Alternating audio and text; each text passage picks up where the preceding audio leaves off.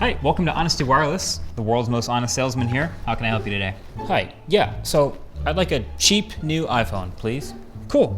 So unfortunately, the iPhone SEs are out of style, but we do have iPhone 14s. I think that'll be perfect for you. I'll get you started with that. Actually, I'd like a cheap, small-ish iPhone with a 48 megapixel camera, specifically.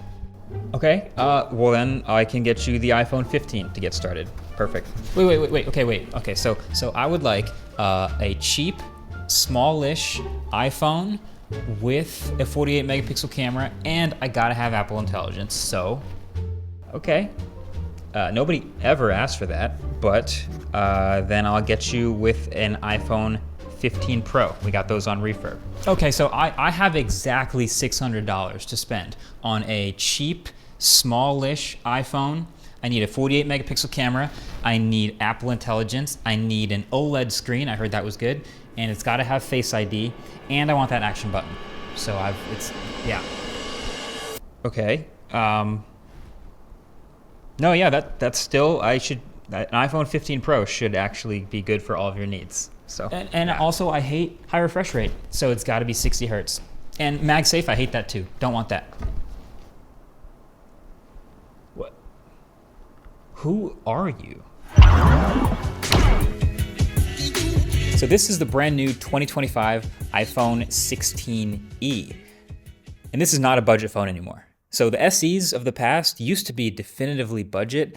This one is not. This phone starts at $599, and Apple storage upgrade prices are still ridiculous as usual. So the phone that I happen to be holding and testing right now costs $900. So this is not a budget phone. It happens to be the cheapest new iPhone available, but it's not cheap anymore, which makes it much harder to recommend. See, the iPhone SE for the past 2 generations, even though it's been old body, new chip, it's been the easiest iPhone to recommend for most people, to your parents, to kids, to random people getting their first iPhone, to anyone who is randomly upgrading from an old phone. It's just the cheapest new iPhone, and it's fine. But those phones were $399 and $429. So at $599, this phone that they've made, we just look at it differently now. And so I've been using this phone for the past week trying to figure out who I think I could actually recommend to buy it. And I don't think there is one.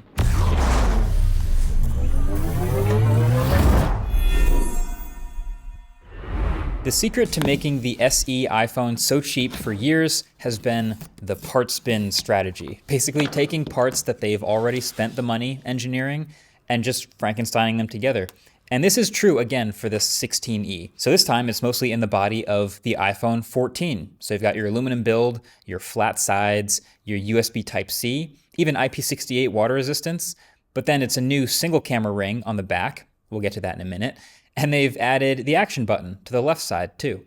Up at the front, it also still appears to be straight from the iPhone 14. You've got your 6.1-inch screen with a notch and Face ID.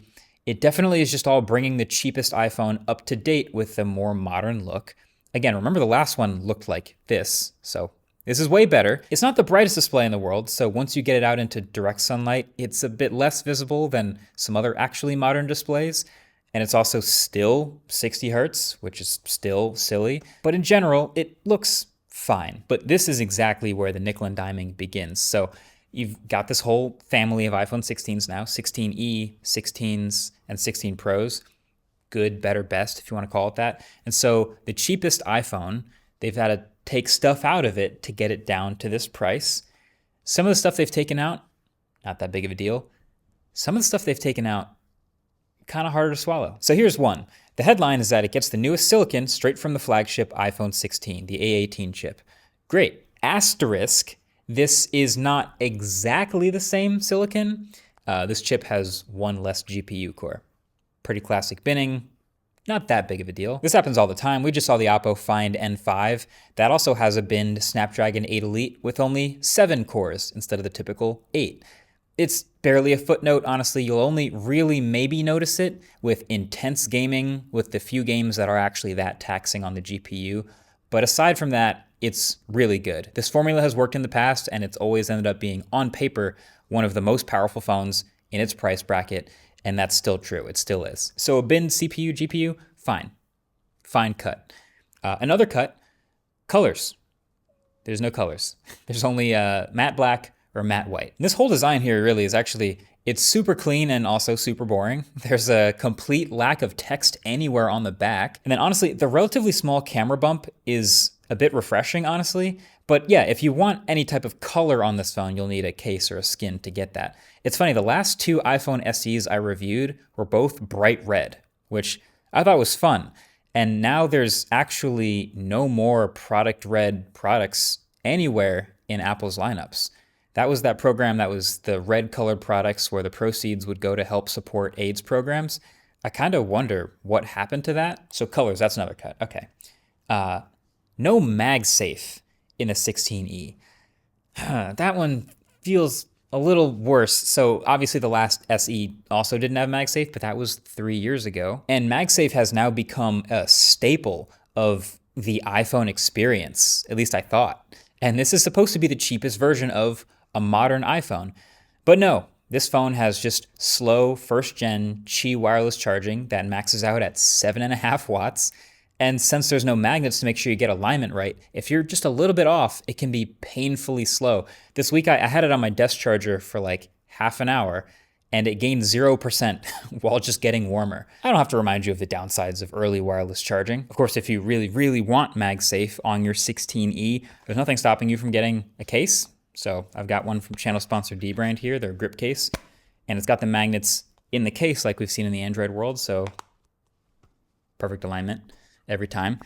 Yeah, I guess Apple didn't want SE users who only spend $600 to be able to get MagSafe accessories on the back of their phone without a case. Oh, and while we're at it, if you want to get full protection, dbrand also supports the 16E with their easy-to-install Prism 2.0 screen protector. So you can actually save 15% if you bundle a Prism with a grip case. So I'd recommend that route if you're buying both. Check them both out at dbrand.com/bundle. Either way, the iPhone has been the phone with magnets for so long in my head that I just feel like it's super disappointing to not have them in a new $600 iPhone. But now we got to talk about that camera. So there's a new single camera on the back. I actually think the whole good, better, best thing with the iPhones, where like the cheap one has one camera, the middle one has two cameras, and then the best one has three cameras, it actually feels pretty natural and like an easy to understand hierarchy. But please understand that this single camera is also not the same as the primary camera on the iPhone 16. It's 48 megapixels, just like the 16 and 16 Pro, but that's only part of the story. It is actually a much smaller sensor with inferior stabilization. So that manifests itself into just a very different look for photos. It kind of reminds me a lot, actually, of the A-series Pixel phones. It's not necessarily a worse look during daytime anyway. It's just different.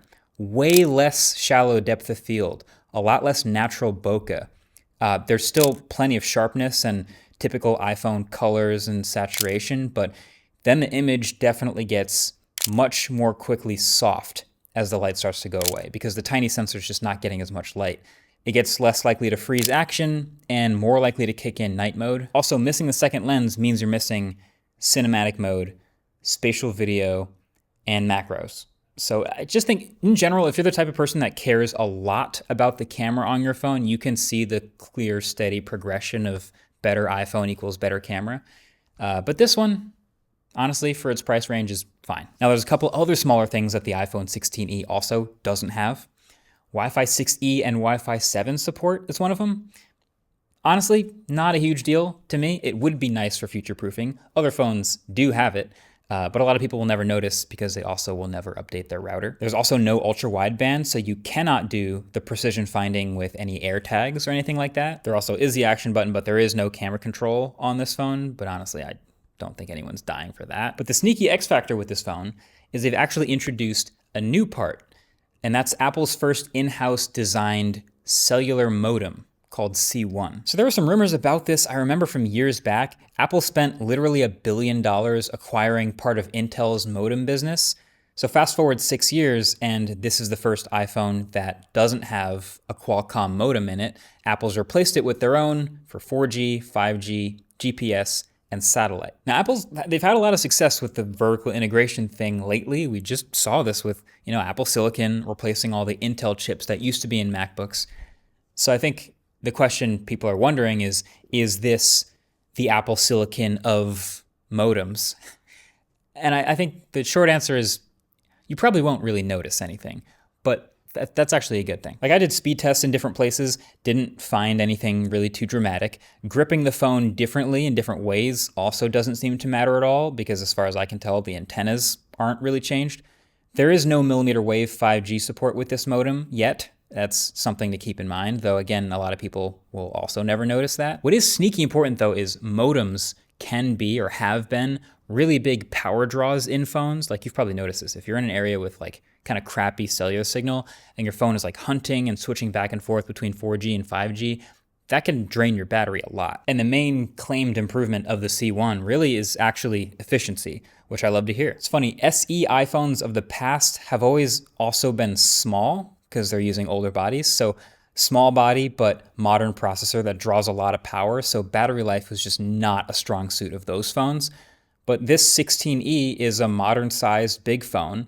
And then it has this new, more efficient modem that is actually physically smaller and makes room for a physically larger battery. So battery life on this phone's been really good in my week of using it. Literally on par with my 16 Pro.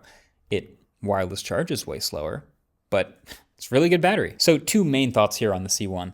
One, if Apple's been working on this for years, it actually makes sense that they would debut it in a relatively low stakes, lower volume phone like the 16E, iron out any kinks or figure out if there's any issues with it. And then when it's a big deal in the iPhone 17 series later this year, should be all set. But also two, maybe this is like the other missing piece that will help enable Apple to make this like super thin iPhone Air everyone's talking about. Apple's always wanted to make super thin stuff, but battery life always suffers when you do that. So maybe this alongside that silicon carbide battery tech could enable them to make an iPhone that's super thin whose battery doesn't suck. Maybe. We'll see. But overall, the iPhone 16e, the more I think about this phone, the more it feels like it exists specifically to push you up to an iPhone 16 in Apple's classic price ladder. You get enticed by this base price, but then the next rung on the ladder is only a small jump away, and it's sitting there with all of its shiny extras like MagSafe and an ultra-wide camera. Here's the problem though. This phone fits the price ladder, sure, but it doesn't fit the price tag. Like, let's be real, everything that's wrong with this phone is the price. Now I'm sure tariffs, the R&D of this new C1 chip, the extra RAM to support Apple Intelligence, inflation maybe even, like all these things to some extent contribute to the higher price of this phone. Maybe Apple also plans on increasing the entire iPhone 17 lineup price too. But this is the same identity crisis that the Pixel A series just had. I don't know if you remember that, but that budget phone came out, but the slightly older, more premium phone was still a better deal for most people because it was on a slight discount already. So you could get a refurbished iPhone 15 Pro for $600 today. I could argue that every single person considering the 16e should start by considering the 15 Pro. It's just everything about it is better. The screen, it's way brighter, more visible. It's a higher refresh rate. Triple cameras instead of one camera, same battery life. It's only 1 year older.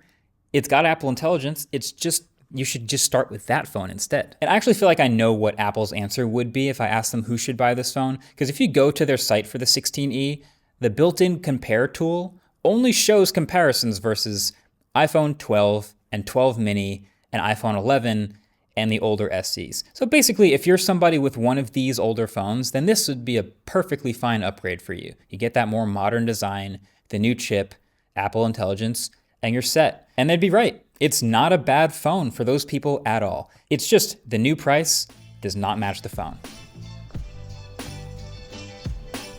What? Who are you?